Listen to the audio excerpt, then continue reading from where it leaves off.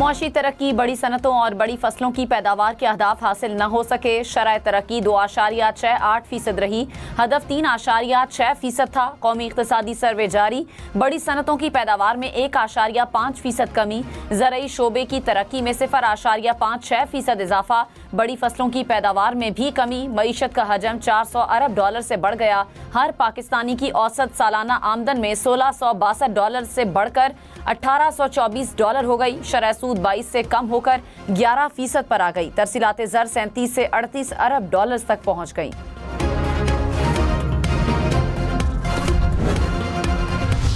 मुल्क में फाइलर्स की तादाद दुगनी हो गई। इनकम टैक्स फाइलर्स 37 लाख से तजावुज़ कर गए। हाई वैल्यू फाइलर्स 178% बढ़ गए।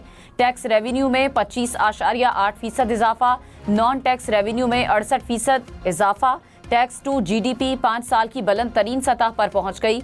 अखराजात में 18.3%, तरक्याती अखराजात में 32.6% इजाफा।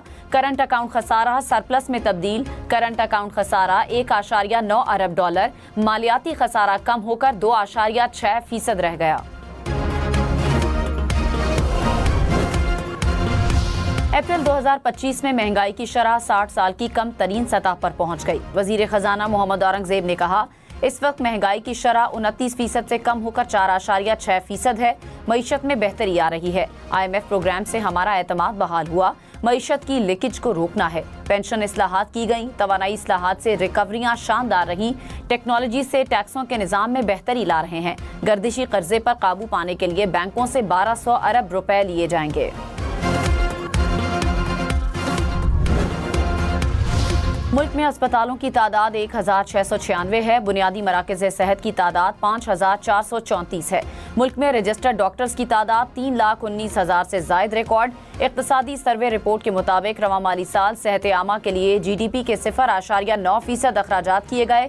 पंजाब में इस वक्त 32%, सिंध में 47% बच्चे स्कूलों से बाहर हैं। बलूचिस्तान में 69%, खैबर पख्तूनख्वा में 30% बच्चे स्कूलों से बाहर।